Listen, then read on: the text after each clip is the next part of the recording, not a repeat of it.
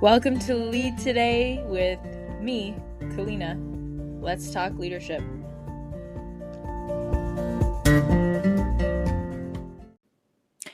This episode would not be possible without Anchor. It's free and the easiest way to make a podcast. They're creation tools that allow you to record and edit your podcast right from your phone or computer. Anchor will distribute your podcast for you so it can be heard on Spotify, Apple Podcasts, and many more. You can make money from your podcast with no minimum listenership. It's everything you need to make a podcast in one place. So, download the free Anchor app or go to anchor.fm to get started.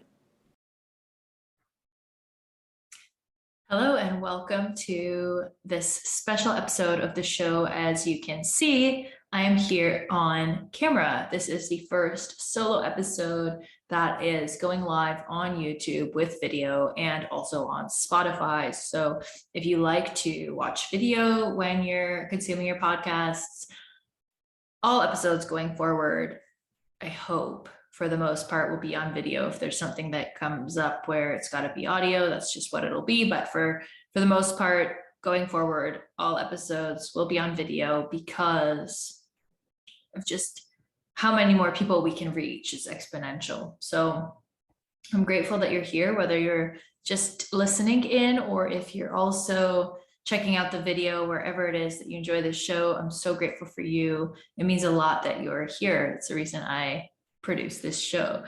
So today, what I'd love to talk about, which is, I think, a very important topic, is something called the Four Horsemen. It's a concept that the Gottman Institute has coined, and I think it's important because we get into really entrenched patterns in relationships, and I see this in the couples that I coach. I do couples coaching with couples where one or more individual has PTSD and they're first responders, or military, so that's police officers or generals, sergeants, depending on their role. And most of them have been in a first responder type role for 20 to 30 years. And so, they've seen a lot of things and been in very challenging situations. And I'm so grateful for both their service and really their willingness to go out and get support after having witnessed and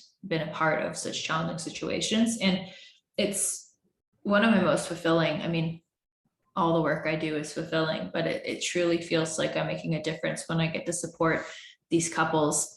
And what I've noticed is that we get very entrenched in patterns. So we'll have a certain way that we relate. And this is not just with a romantic partner, right? I mean, this is with a romantic partner, it's with parents, it's siblings, friends, even the way that we relate to acquaintances. Our relationships really do get into these sort of grooves of who we are as a person and how we see ourselves, and therefore how we conduct ourselves in our relationships. And what this framework does is it allows us to see these four horsemen that sort of infiltrate relationships. They kind of sometimes sneak under the radar of our relationships and can really cause a lot of trouble for us. And so the four, what they are, if we start there, is the first one is criticism. I think we all know criticism pretty well. We do it to ourselves. We do it sometimes to partners. We might do it internally and not verbalize it. So that's another thing to take note of. There are things that we might be doing in our mental models that don't translate to the way we conduct ourselves, but they're still impacting the relationship because they're in our mind. So, I mean, if you're internally criticizing your partner for the way they're driving or the way they load the dishwasher or the way they walk the dog or anything, if you're internally criticizing someone in that way, that's building resentment. And if you're not sharing that with them in a healthy way, can be really problematic down the line, because that groove, we're sort of getting entrenched in a certain pattern of behavior with individuals. That's why I think in the beginning of relationships, it can feel easier and exciting because we're navigating. And as time goes on, when I chat with couples where it's 30 years of marriage, there's this groove that they're in that they may or may not be comfortable with, they may or may not like, but they've gotten so accustomed to. It's it's the normal of the situation, but it doesn't have to be, and it's not always optimal. And so there's a lot we can do. And criticism is something that I think infiltrates a lot of relationships and our own self-talk about ourselves. So if we have something that we criticize ourselves for and someone comes in and touches upon it, right, you feel that burn because it's something you're already maybe insecure about, you worry about, it's something you criticize yourself for, and then someone comes in, says that thing, and bam, right, it leads you down that thought path of all sorts of different criticisms maybe, and questions like, am I good enough? Am I important? We go down the rabbit hole, right? If somebody touches on a soft spot for us. So criticism is often verbal, but I actually, and this is just my opinion, but I see it not just verbally attacking someone's personality, character, or actions, I would add. And I have the Gottman link here so that I make sure I do them justice, and I'll link to this so that you can have a look at Gottman's interpretation and how they share this information. I'm going off of their information alongside what it is that I've seen in my coaching practice. So you have verbal criticism of someone's personality or character. I think it can also be of someone's actions, which is really an important piece. And then it can also be via body language, I think. So it's not just verbal. I think you can criticize somebody with a look, with being in a stonewalling fashion, or if you go quiet, if you sort of turn away from them when they're trying to share something, if you're not present. I think all of these they're little body language cues that can be absolutely signs of criticism. And you're not outwardly saying it, but you're showing someone that you don't respect what they're saying, what they're doing, or you're criticizing them via your body. So body language. So I think that's something to take note of. Often criticism, we think right away it's someone saying a mean word, but I think we can slight people in other ways. And definitely it's something to consider, especially if you think, okay, I don't criticize people, or I don't say it out loud, but maybe it shows all over your face, which, by the way, my face is definitely expressive. And so I totally get that, where if something hurts me or upsets me or bothers me, I can do what I can to not say something in the moment if I need to hold it together, right? But my face will probably share the sadness, the disappointment, the anger, the frustration, whatever spectrum of emotion I'm having. So criticism is an interesting thing. And I think that we need to look at the nuance of not only, okay, what did someone specifically say out loud, but what was their physical response and reaction. And so the way that the antidotes that this site shares is to use I statements, talk about your feelings, express a positive need. So what they're saying there is, okay, I feel sad when you don't call me back when you say you will. I would really appreciate it if, or I would like it if, or it would mean a lot to me if you called me after your workout, if you called me back at the end of your meeting, if you're busy, or so whatever it is that your need is. So that's sort of a structure and a format for what you can do.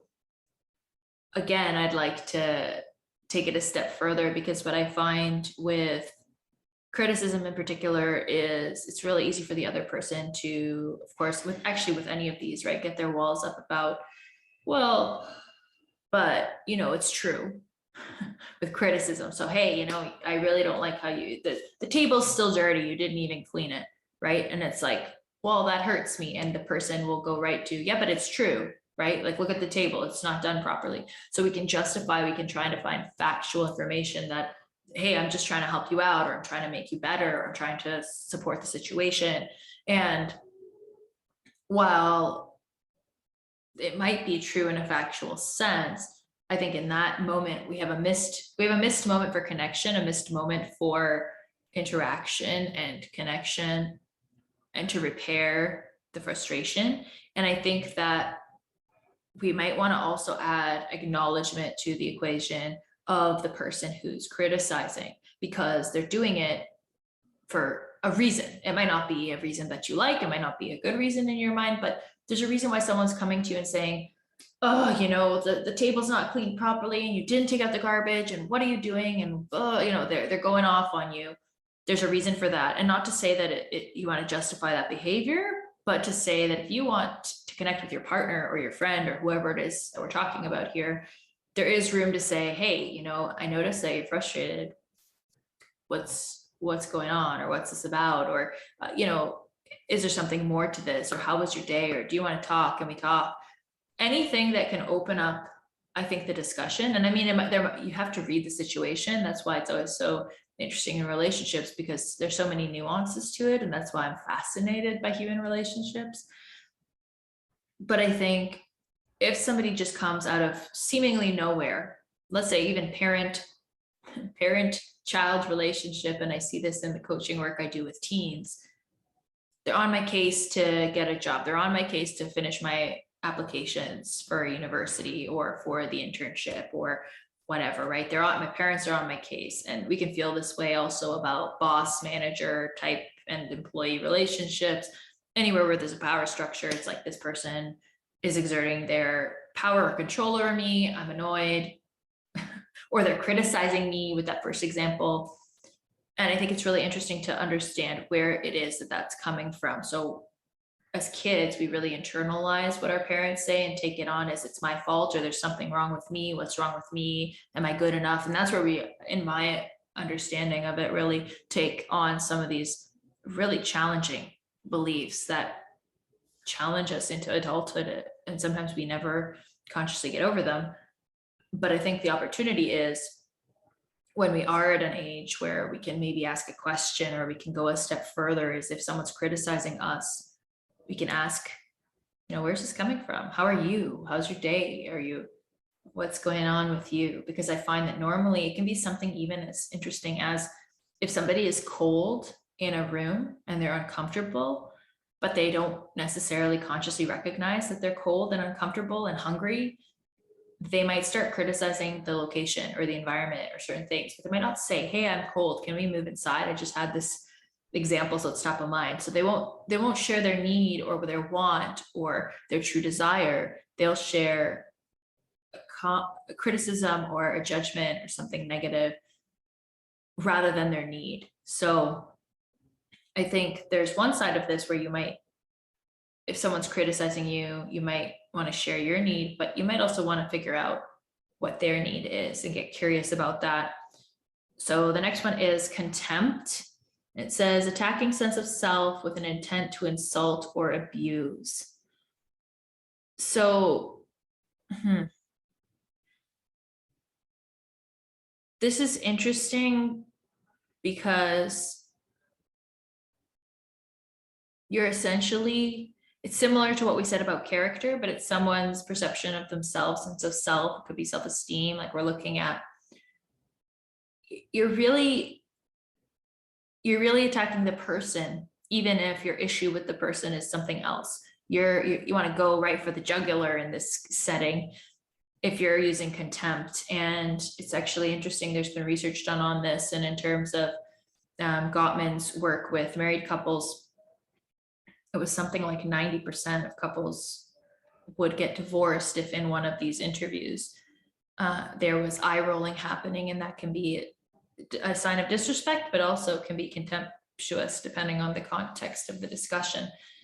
And I think that if you're at contempt, where someone's really insulting or abusing you to the core of who you are and try to knock you off of who you are, or has you questioning if you're a good person, I think that first of all, that person's probably in some pretty intense pain themselves. And I mean, there are two sides to this, right? It's not about just taking this type of behavior and being okay with it and then trying to help the other person. And that is often our instinct. Hey, this person's being really mean to me. They must be suffering in some way, or I need to fight back, or what am I supposed to do with this? Am I bad? And so those are kind of the three ways, like we'll take it into, okay, what's wrong with them? What did I do wrong? Or, I must be missing something kind of scenario. And I think that with contempt, there's definitely some deep-seated stuff, and it's probably a deeper relationship. We don't often have contempt for someone that we don't know, or we can have contempt for someone that we think we know. So if someone feels closer to you than you are, there can be issues there. I think their recommendation on the Gottman site is to build a culture of appreciation. So remind yourself of your partner's positive qualities and find gratitude for positive actions. I, again, have to be a bit critical and say, I think that there's more to contempt, and it's more deep-seated than to just kind of start saying thank you or being grateful for things. I think that gratitude is important in a relationship no matter what. When someone does something for you, showing appreciation is huge, especially for someone whose love language, which is in a past episode, I talked about the Chapman 5 love languages. I think if someone is really big on words of affirmation, then telling them you appreciate them after they do something for you, really, really big. A gift, if someone is all about receiving gifts, if they do something for you, you give them a gift, they'll love that in return. Or an act of service, doing them a favor after they do something for you. So knowing giving them a hug if they like physical touch. So really knowing your partner or who you're dealing with, and then being able to reciprocate in their language. That's sort of what that episode was about. I think that, as I've said, is a superficial attempt to work on contempt, because I think if somebody's coming at you with contempt, and if they're trying to attack you, to really insult you and really bring you down, there's a lot there. And just thanking them for things is probably not going to be enough, in my estimation. I think what needs to happen is, again, curiosity and a deep inquiry into where is this coming from. And not because you need to understand the root cause, but because couples have patterns. And I'll do another episode on this, because this has been pervasive in any couples coaching I have done to date, any coaching I've done to date. If somebody has a problem with another person, they're running a pattern. There's a certain pattern. And like I said, we get into these grooves, and there's a pattern of the dynamic that just, you notice that, right? There's certain people that they just grate on you, and anything they say, they bother you. But then there are other people who could probably say similar things, give you similar feedback, but you're open to it and you don't mind. And yes, it's a part of how they give you the feedback or how they talk to you. But there's also this other layer of it, which is you are anticipating the person's response. You are anticipating how somebody's going to receive something, come at something. This person is this way. We make these assumptions to help us navigate the world, which are great and useful. But I think we get really entrenched in the patterns. And so if somebody's contemptuous towards you, especially a partner, there's some deep resentment, deep anger, deep fear or frustration kind of driving that, because it's been reinforced perhaps for so long. I see this with married couples. If one or both of them feel resentful for either giving up a career or not following a life dream in order to sacrifice for their partner, which happens a lot with first responder families, mainly if they're stationed in different places or have to move around. There's a lot of loneliness. There's a lot of frustration in, my partner was away for many years of our marriage, etc. So I can definitely see how contempt kind of lurks in the shadows and definitely becomes stronger and stronger if you don't talk about it, and if you're not even conscious to it yourself. Like if you just are resenting the person and you kind of, you feel this need to tear them down because to that point, it's almost like an enemy, right? Like to some point. And again, in Gottman's work, it's something like you need at least 5 positive interactions for every negative interaction. But then if it goes beyond to 11, you're also looking at problems in the relationship, because people want a sparring partner. They don't want to bulldoze over someone. And a lot of people cite Gottman's work in this regard because they have done so much extensive work in studying couples and marriages in particular. So really an interesting place to go to for further studies and resources on relationships if you're interested. But I would say, appreciation. But if you really want to deal with it with contempt as one of the 4 horsemen, I think you've got to go deeper to really understand, okay, why are you doing this to me? And if you feel contempt towards someone, then I think equally there's definitely some investigation as to, okay, what's fueling this? what in this dynamic? And it could be something that happened years ago that you've held on to, that you've continued to wrestle with for years, that you say, no, this is really bugging me, and I haven't said anything. And I find that I think from my experience, when I consider couples and individuals, I think if someone's really attacking your sense of self and trying to knock you off and destabilize you, knock you off your center and destabilize you, I think there's more than just manipulative intent there. And if it's somebody that's not as close to you, then yeah, they might be using a sense of manipulation to kind of keep you on your toes. But then if they're not that close to you, you probably want to ask why you're interacting with that person if you don't have to, because someone that's trying to destabilize your sense of self is not willing, or at least in that moment is not considering a problem solution mindset. They're just trying to hurt you, to either disempower you and then make you weak so that they can manipulate you. You know, it's not a good road, I don't think. So if someone's contemptuous toward you, it's that next step beyond criticism. And I think that there's really some work to be done there, and especially if it's happening regularly. And if you are contemptuous towards your partner, I really think that maybe chatting with somebody in a mediated environment could be of use, or just it could be even somebody you trust, family or friend, but just to have that forum for discussion where you feel safe, where you could consider the source of this very strong wish.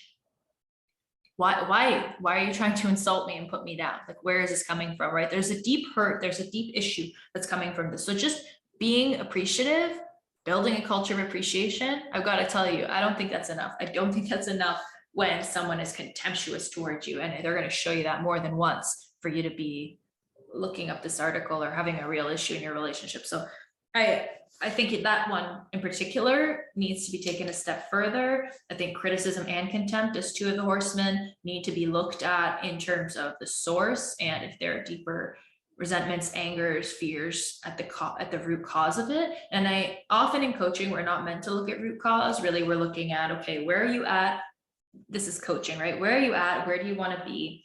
And the coach is there to get very clear on your point B, that pot of gold or that milestone you want to get to. And then, you know, they support you to get there through the roadblocks, and maybe they have some tools because they've helped people go along this journey over point A through the curves and valleys into point B. So that's a coach. We're not necessarily looking at where were you last year, maybe for some insights, but we're not meant to be there. What I'm talking about in terms of root cause is not necessarily talk therapy where you need to go into like what happened when you were 4 years old, so that you have this resentment toward your mom, and so you're taking out that resentment towards your mom on me.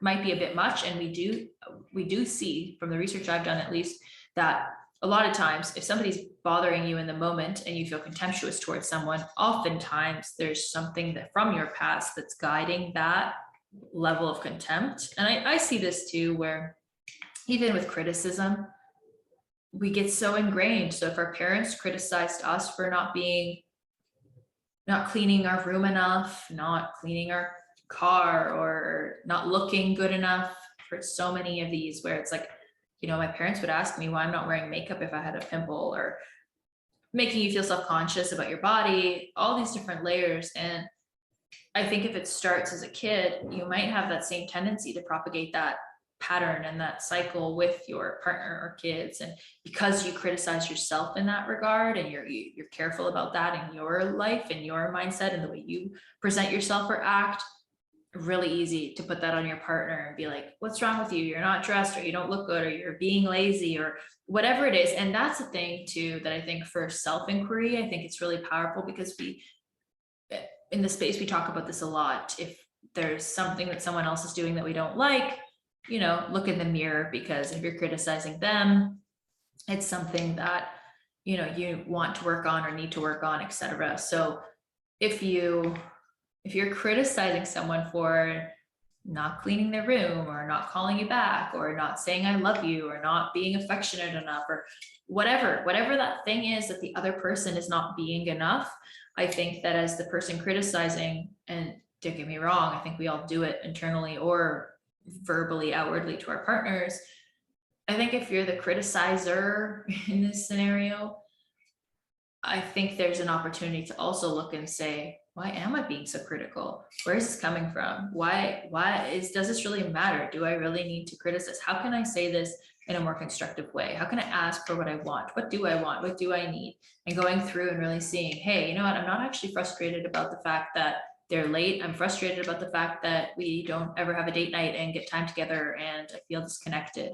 Oh, okay. So maybe I can say that part rather than you're always late and you never do this and you always do that. And that's another sort of pattern that I think I'd like to look at in another episode with you, because it really helps to understand our mental models and our patterns of thinking, the always and never kind of statements that are just these broad sweeping generalizations that don't necessarily help us, because nobody always does something or never does something, and it just magnifies the situation. So we'll go through a couple of those. I think that would be really fun. I find it super useful, and couples seem to as well. So we can go through that. But let's keep rolling here, because I get on a tear and then I'm just rolling with my thoughts. So yeah, I think criticism, on the side of the criticizer, really look at, hey, why am I criticizing this person? Is it a standard that I feel I'm not upholding in my life, or is it a pattern? Do I remember this from my parents, and do I want to propagate this pattern? Is this who I want to be? And for the person being criticized, I think you have an opportunity to check in, and of course also set a boundary. So I want to be very fair that even with criticism, contempt, and the next two, if your partner is showing up with this behavior, you certainly are not responsible for fixing that, and you're definitely not responsible for it happening, and you're not the person that needs to really deal with it. So if you need space away from it, and you feel that you're not being respected, or you feel that it's overwhelming for you, or you're going to a place where you're just criticizing each other back and forth, or the volume's getting higher in the conversations, are just getting louder, people are yelling, or you're just withdrawing, you have nothing to say and they're just criticizing you and you've just kind of withdrawn and frozen. Any of those situations, I think the best bet is to take a break if you can, letting the person know, hey, I'm just going to hit pause here and let's come back to this later today, tomorrow, whatever the case is. I think that that's really important, especially for people that can get emotionally flooded and overwhelmed by things quickly. So, or more quickly than their partner. And again, I see this too with couples. If one person's high volume and another one's low volume, right? So the high volume person's yelling and they're really upset, and the low volume person is just, they're done, right? And they're just like, this is too much. I have nothing to say. I feel like I don't even have room to interject here. Forget it, I'm done. This really helps with couples like that, so that the person that's high volume, which often is coming from the way their family dealt with it as when they were kids, right? They've yelled, they were a loud family. So if you're that person, you might have to kind of cool it down and bring it back and reel it in and let it go in other ways, and then come back and be able to have a discussion with the tone that feels safe and approachable for your partner, or else you're really not getting to your goal, which is, I want to be heard. I want this person to understand my point of view. You're not getting any understanding when you're at different volumes and this person is shut down and this person is screaming, or vice versa. You're not getting to your true goal, which is see me, understand me. This is important to me. That's why I'm getting upset. I'm getting passionate. I'm, getting fired up. Somebody like that, they just want to be heard and understood and seen. And if they're not getting that and you're shutting down on the other side, we're not getting to our goal anyway. So I think a break really helps with most situations, to just bring it back down to a place where emotionally, mentally, you can hear each other, because that's the whole point of why someone's getting so passionate and yelling about something, is they really want to make the point known. Okay, so criticism, contempt. You have an option to gentle startup and build a culture of appreciation. But I take a step further and say, get really curious, look at why you're approaching it this way, maybe take a break in the conversation, ask the person where it's coming from, if there's something else they want to talk about. And another tip that I think is really great around probably any of these is also backtracking. So it's a skill that we learn in coaching, and I think different professions learn. It's probably very useful in customer service, where if somebody's frustrated and they really want to be heard, and if someone's criticizing you and you can kind of step back from it and say, okay, this is about them, I can support them. Again, if something's getting hostile or too much, then I mean, you know, all bets are off. But if you're in a place where you can support somebody, I think that you have the opportunity to go ahead and say, hey, I see this is frustrating you. Here's what I'm hearing you say. And there's a whole repertoire on nonviolent communication. I'll link to that too. But really, I think the main thing I want to say is if someone wants to be understood, right? It's that person, they're getting passionate, they're upset. You didn't do this, you didn't do that. You're not listening to me now. You don't think I'm important. You don't care about me. You don't love me. I'm not important to you. Like they're just going straight from this specific thing that set them off into like, you are bad and I dislike you right now. If they're going to that direction, then I think you have the opportunity to backtrack, and that's specifically using the exact words that they are to have them feel understood. So they're saying, you know, I'm frustrated because you didn't take out the garbage and you don't care about the house and you never do anything around the house. And you say, okay, I hear that you're frustrated that I didn't take out the garbage. It's like, yeah, right, because you said exactly what it is that they said. There's no rebuttal. And you're right, because you've mimicked them exactly. And I see this with couples a lot, where actually one person will say, I'm really frustrated. I want more time with you alone. We do stuff with couples all the time, but you never want to hang out with just me. We're always with other couples. This is really frustrating. Why can't we hang out together alone? And the other person says, you don't understand. Our friends are important to us. We get time alone while we're with the couples. You know, and the defensiveness creeps in, which, by the way, is the third horseman. So defensiveness creeps in. Hey, but this. You're kind of putting up a shield. You're giving justifications. You might even start to victimize yourself. It's like, no, but I plan dates with you and we spend time together. What are you talking about? You start putting up the shield and the defense against whatever attack is coming your way. Very human. Caveat, right, is when you are getting super defensive and the other person can mimic and backtrack to you exactly what you said, exactly what you've said, those walls can go down. And if you're a high volume or you're frustrated, not only are the walls coming down, you're also feeling understood. And it's critical because most couples will not backtrack effectively. And so the other person doesn't feel understood. And these layers keep coming on. It's like, I've said it 3 times. You're not getting it. I'm telling you, this is how it is. But I've told you 4 times now, this is what I need. And it's like, we don't hear each other. We don't understand. And understanding and hearing, what I've noticed is that it's not the same as listening. Like none of it, you can be listening to somebody. You can be actively there in the conversation. I'm here with you. But for the other person to feel understood, the only way is for them to feel like you heard what they said. And for them to think that you heard what they said is, yes, the body language, you're being present, you're looking them in the eye, you're there, you're facing them with your shoulders and your hips and your feet, like you're in alignment. They see that you're there with them. Yes. And for them to feel like you understand their point, what they're saying, especially if someone's frustrated, it's like, no, you don't understand. I told you to call me back. You didn't call me back. I'm frustrated. You don't care about me. You don't make me important. You don't listen. It's like, whoa, right? First of all, so right away you could get a defensive, or you could say, okay, hold on.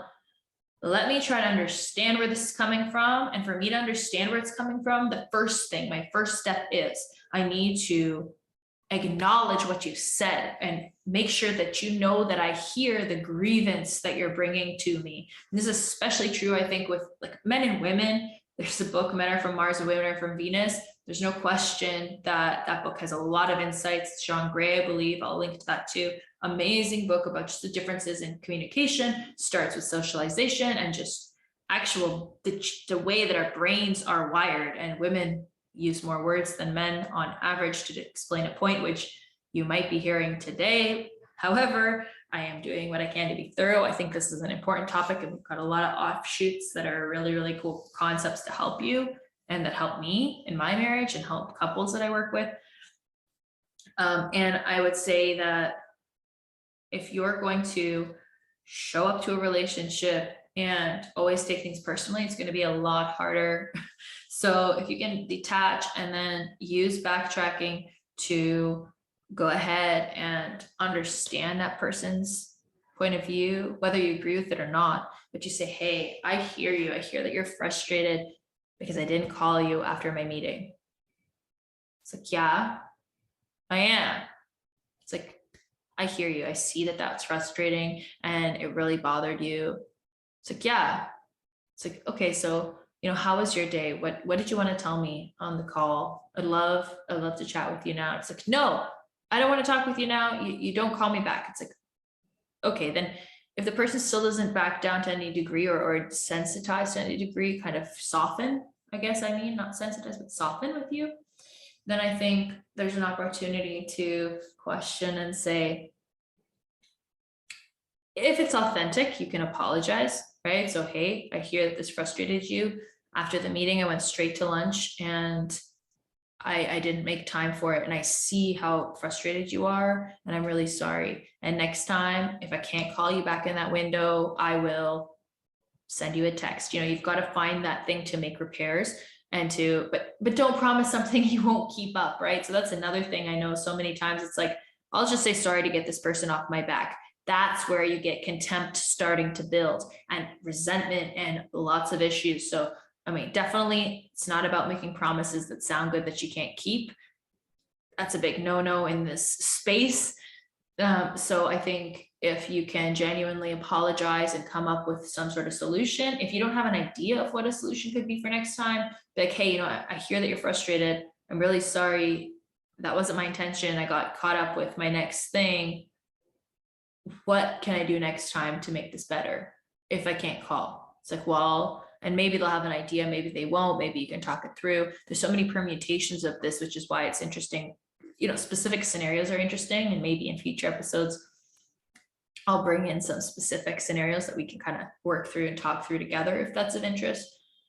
But I think for the purposes of this discussion, backtracking, acknowledging through backtracking so that that person feels understood is going to be a huge help to criticism, contempt, alongside the curiosity that we talked about in terms of asking sort of how this person is feeling, what it is you'd like them to do, sharing, and then the Gottman ideas for the person who's criticizing in terms of some shifts.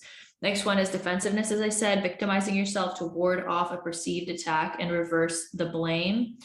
So if you're doing this, their recommendation is to take responsibility. So accept your partner's perspective and offer an apology for any wrongdoing. So instead of, oh, but I didn't call you because my phone died, and actually you never call me back when you say you will. And so you're kind of making yourself seem like a victim and also reversing the blame onto them and putting up that shield. Their idea is to take responsibility. So, hey, I didn't call you back, and I see that. And next time, as I just kind of alluded to, so I think taking responsibility is good, but also that understanding piece. So I think I sort of addressed this with the backtracking. I think that what helps a lot if somebody's getting defensive and they're just trying to deflect. You think of like a shield, and they're just deflecting anything you're saying. It's like, no, but you did this, and no, but you didn't take out the garbage. No, but I did this and I cooked dinner. So why should I have to cook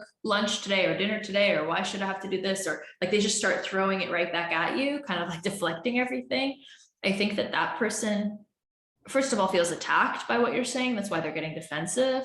And they probably want to be heard and understood too. And maybe a bit of appreciation and maybe a bit of curiosity too around like, hey, okay, if you could share that with that person in a different format, they might not get so defensive. They're putting those walls up, they're deflecting, and they're pushing it back onto you because they can't take it in, whatever feedback, whatever it is you're saying. So if you find people around you are very defensive, or you're making somebody or your partner defensive, I think that defensiveness is because of the way that message is being shared. They're not ready for it. They don't feel in a safe environment, or they don't feel safe with the way you're saying the feedback. They don't feel safe to take that in. Because as I said at the beginning or earlier, if there's some people who can tell you, hey, I really think that this and this might work better. You want to try that? And you're like, oh yeah, that'd be cool. Great. Good idea. Thanks so much. And we totally don't bat an eye, right? I think defensiveness comes in when we feel like someone's really attacking us, or again, our character, or, we're not good enough, or they're just doing it to be difficult. Like we have all these different ideas in our heads about why they're doing it. And we can't take it for, let's say, the well-intentioned feedback, and we can't learn from it because right away, shield is up. Don't tell me that. I don't want to hear it. So I think that if your partner or someone in your life is defensive regularly, I think it's in your approach, and it's really up to you to take some responsibility about how it is that you're approaching that person with whatever it is you're saying. And then if you're somebody that's regularly defensive, I think that there's room there for you to explore, okay, what am I scared of? Right? I think that's the key question in that one. Like, what am I scared of? What do I think they're seeing or putting down? And of course, right? If there's somebody that's being defensive, and there's somebody with contempt, and they're attacking your sense of self and your character, and they're just putting you down and you're defending, then I mean, hey, okay, right? We can see how that dynamic would sort of butt up against each other and be pretty destructive. So I think it's looking at both people's motivations. But in terms of defensiveness, if you are finding yourself to be defensive, it's like, hey, what am I insecure about here? What am I worried about? What am I scared of? Where's this coming from? But those specific questions, because I think if we get defensive, it's because we feel like we're wrong, bad, not good enough, these kind of core qualities where it's like, well, but you never take out the garbage, and you don't do this and you don't do that, because we're not willing to maybe look at the fact that, hey, you know what, I've been forgetful lately because I've been really busy with work, or I haven't been feeling well, or I've been really nervous, or you've got a reason for what it is you're doing, whatever that reason is, you've got a reason. But instead of looking into the reason of why you haven't done something, or why you didn't call them back, or looking internally, you're just deflecting because you don't want to look at yourself. And so if you're regularly defensive, I think it's a real opportunity for self growth and self-awareness to kind of take a look in and see, why it is that you're trying to ward off a perceived attack, and maybe clarify. That's kind of a next step tactic in a conversation. If you're feeling defensive, you feel like, whoa, are you attacking me here? And you're kind of like, check it, you're ready with your shield up. I think if you're that person, and I know some of those people, and I've been that person, it's, hey, you just said, you think I don't need another drink, or you think that I should get a new car, or this can be especially good with parents, where, you might go home for the holidays, or be around people where you feel like they're judging you. And that's where we get defensive, because we feel that judgment, right? And so it's like, well, what about you? And da, da, da, da. I think if you're in that situation with parents, I think it's really interesting to consider, okay, what is their motivation? And if you can ask them, right? Be like, hey, you're asking me if I'm going to have another kid, or you're asking me if we're going to get married, or you're asking about my job. Where is this coming from? If you can ask that genuinely, or if you can say, hey, this topic really makes me uncomfortable. I'm wondering why you're asking. And they might say, I care about you, or whatever. And if there's a boundary there for you to draw, like if someone's talking about a certain subject that really makes you uncomfortable for whatever reason, I mean, there's always room to draw a boundary. And I think that's a whole other episode around how do you do that with people. It can be very elusive for some, how to set boundaries. I totally get that. So, but I think there's just something to look at if you are regularly defensive with most people or certain relationships. And if people are defensive towards you, there's an opportunity to look at your approach and how it is that you're giving feedback or sharing things that might be less. You could alter your approach, your tone of voice, or the way that you phrase things so that it's what you're saying is not perceived as attacking. So those are the two sides of that coin. I think in the last one is stonewalling, withdrawing to avoid conflict and convey disapproval, distance, and separation. Ooh. I get this one. This is for sure somebody that's low volume. So we talked about low, high volume. The high volume person is yelling and getting really agitated, and you can tell that their volume's going up. A low volume person, somebody that's in flight or freeze, somebody that's kind of just totally emotionally flooded and overwhelmed, they're just going to go silent. And they're not going to be able to verbalize what's going on. And I think that's one way to stonewall. We have to be careful here because, again, if you're emotionally flooded, you're not doing it necessarily consciously on purpose to be malicious to the other person. You're emotionally, like, you're overwhelmed, and even physiologically your body is like, processes are freezing to protect you. So I think that's one thing. I think there's also conscious stonewalling where people are pouting and they're frustrated, and so it's like, I don't want to talk to you anymore, and they kind of walk away, and you can imagine a toddler kind of stomping off, right? And then we kind of distance ourselves to show that disapproval, as I said. And that's a different thing. That's sort of like an I'll show you, or kind of a punishment story, right? So I think if you do this, if you're somebody that stonewalls other people, the recommendation from Gottman's Institute is to take a break and spend that time doing something soothing and distracting. So physiological self-soothing, which, yeah, I mean, yes. And I think that if you're somebody that's low volume, it's too much for me, I need a break from you. We talked about this earlier in the episode. That means, okay, you've got to convey that to your partner so that they don't perceive it as disapproval and I'm punishing you by not talking to you. So if you're doing it because you genuinely need time to kind of bring it down, slow it down, consider it. Some people like to think, mull things over. I think that's fair. There's a notification that can happen to your partner to support their understanding so that they're not sitting there going, what happened? I'm talking to you. I'm not done talking to you yet. What's going on? Where are you going? Why are you going? So especially if they're high volume, but if they're also low volume, then two people stonewalling, it's like, okay, I'm out of here. And you go to separate parts of the house and, we're just not going to deal with this. And I've definitely dealt with that situation too, where it's like, forget you. Okay. And it can last for, and this can even go to weeks, months, years.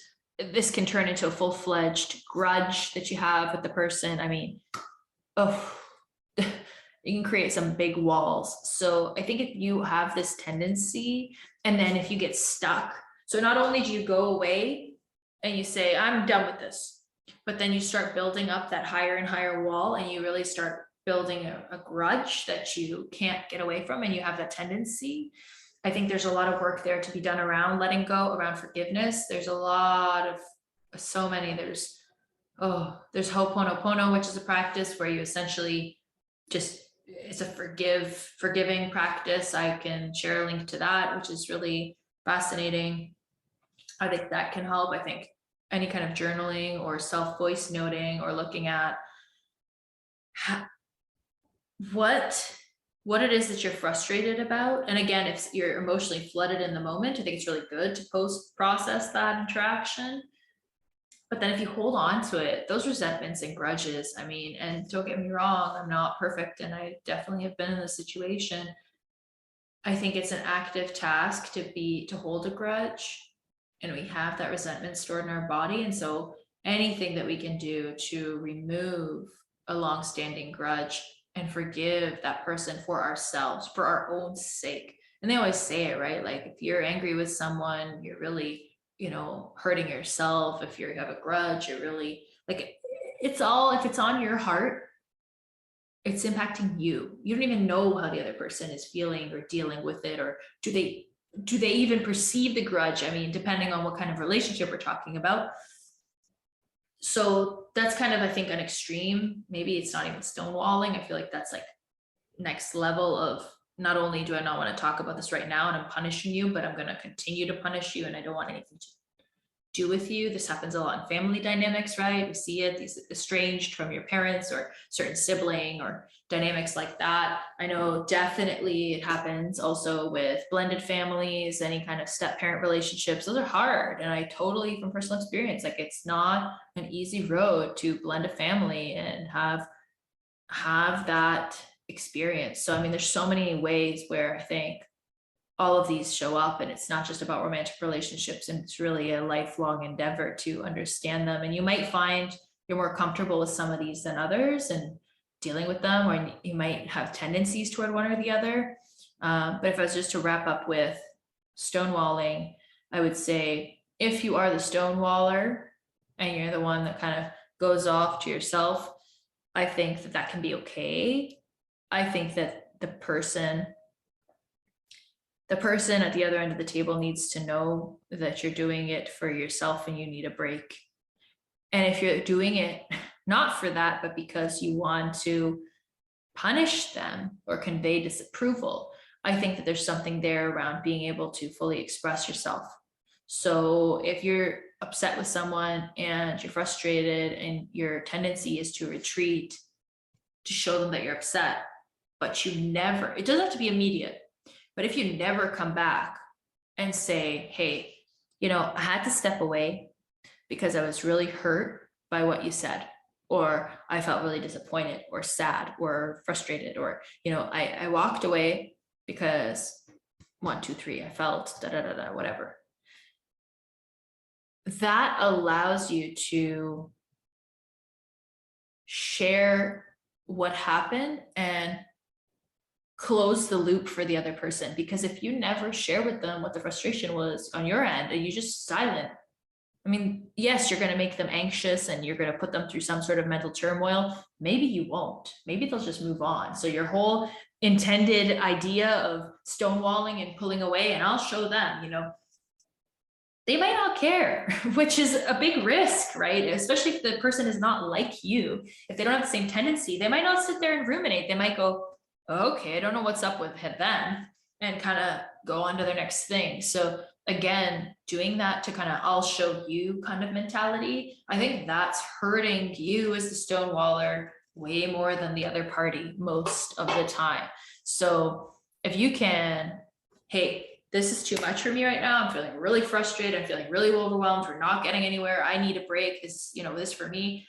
Can we come back to this tonight or tomorrow or at this specific time and pick this up again? And I'm going to collect my thoughts and think about this because I'm done with this for the moment. And if you want to go a step further, because if you're somebody like that and the other party's like, what? And they might go down this rabbit hole. Do you even love me? Are we okay? Is this, you know, you're making the other person insecure and destabilized in the relationship, depending on how well they know you and all these factors. But if they feel like, oh my God, what, now what? You're just walking away? What's going on? Then I think you can also add in, if you're at a point to, but I think it's really useful to say, look, this is for me. I need this time. I still care about you. I just want to collect my thoughts so that I can come to this conversation in a better way. So I can actually share with you what I'm thinking. I still care about you. You might hold their hand or kind of, you know, a hug, whatever. The physical touch piece totally depends on the dynamics. So don't take me the wrong way here. This is very nuanced and I'm not trying to give any kind of one size fits all here because it doesn't, but I'm trying to create some scenarios around these 4 horsemen and some strategies and really bring some light to each of them so that if you have a tendency toward one of them, or if your partner does, you have some recourse and you have some clarity and understanding about, okay, why are they showing up this way? What can I do about it? Why am I showing up this way? What can I do about it? So that's kind of what I'm approaching this whole, let's say, tool. And for the person who's being stonewalled, so as we said, right, so somebody kind of, I'll show you, and they walk out and you're kind of like left high and dry. I'm in the middle of this conversation. Where'd you go? What's going on? I feel insecure, this whole thing. And that partner is, or that person is not giving you reassurance, not telling you when they're coming back. And even worse if it's not in person, right? Because you're texting them, you're calling them, they've just like gone. Really hard. Really, really hard. I know it personally, it sucks. So yeah, it sucks. I can, all of these are really hard, right? So I can acknowledge that. So when that happens, oh, here's Max, if you're watching on video. My dog just came to say hey. So if this is happening and you are being stonewalled, so you're not the one doing the stonewalling, but someone is stonewalling you, I think that while first thing would be to stabilize yourself. So take a deep breath. They just walked out of the room, or they're not answering my calls, or they've just left me to my own devices and just kind of stopped interacting with me. I think one thing would first be to bring yourself back to some level of homeostasis, like some level of equilibrium where, you're just riled up, you might be crying, or your heart might be beating. There might be like, it's a really intense conversation potentially. I think the first thing would be to try to come back to some sense of normal. That might be via taking a walk, meditating, running, whatever kind of activity, but from a very physical standpoint, I think that it's useful to kind of come back into your body, come back into the present moment. That situation is no longer present. So not ruminating about it and still seething in anger, but trying to come down off of that emotional wave and come back into the present moment, which is, okay, this person has taken a break from this, whether they shared with you why and all that bit, which would be nice. And you can ask them for that next time, perhaps, or after the situation has subsided, you can say, hey, here's, I would love it if you told me when you're going to come back, reassured me that you still love me, etc. Like you can ask for that when the situation has been calmed down, I would say. But if you can't ask for that in the moment and they're gone and you're kind of feeling high and dry, just left to your own devices, I think that physical coming back to your own self in the present moment and releasing that, because that moment has passed, and coming into the present moment and what is presently happening via some kind of physical activity. There is something called shaking, and I can put a video to that as well, where essentially you're shaking your body. You can do it systematically, or you can just do it based off of what you feel you need, and it can really help to sort of reset the nervous system. That one's really, really useful, I think, at least for me. I really like it. Max, my dog, does it just as a reset all the time. He'll just kind of shake his whole body, and I love seeing that because it seems to be so instinctual. So that could be a real help. But anything that can kind of bring you back to the present moment. And then I think if you do want to think about it again at a later time, or when you've kind of brought yourself back to some sense of calm, I think what's possible is to maybe journal about the frustration, maybe call somebody, hey, are you willing and able right now to listen? I just want to get this off my chest, and kind of set a time box around it. Hey, want to chat about this for 30 minutes. With, I think, the caveat, this happens all the time, where you kind of just keep venting and venting and venting, and you think it'll make you feel better, but it kind of makes the situation worse because you're just reliving it and kind of going over every detail and ruminating, and it doesn't necessarily help. So I think time boxing that venting is really useful. And then once you've time boxed it and you've kind of said, okay, I've had my 30 minutes of just explaining the situation, laying it out, being frustrated, sharing with you, being heard, getting it off my chest, I think that moving to the next thing is really important, whether it's, a work task or a meditation task, reading. Your next thing, another area of your life, giving that area, that relationship of your life, a bit of time to cool off for yourself too. And depending on if you feel comfortable, you can go back to that person after a day or hours or whatever you feel comfortable. And of course, check in and say, hey, that conversation ended really abruptly. Will you let me know when you're ready to come back to it? Because I'd really like to talk about it with you. Something like that, right? Can really be of use to make sure that you're also putting it out there saying, hey, I don't feel complete with this. So whenever it is that you want to come back to this, let's do that because it's important to me. So that is the Four Horsemen, both sides of the equation. I think we went through. If you are the criticizer, contemptor, defensive person, stonewaller, or if you're the one on the receiving end, I think we went through all 8 of them. And I really hope you found this useful. If you did, please do like, share, subscribe, comment, send a link to a friend, whatever it is you feel you want to do to get this out in the world more, or share your thoughts on it. It all makes a huge difference to me being able to do this podcast. So appreciate you for listening and or watching me in the very first video episode ever of me doing a solo episode. Pretty exciting stuff. And here we are at the end. So thank you again for being here. I look forward to seeing you again next time. And I really hope you a great rest of your day, week, and really, I wish you loving relationships based on this conversation, because I think good relationships make all the difference in our lives. So I hope that you experience that in your coming days and weeks, and I look forward to seeing you again soon.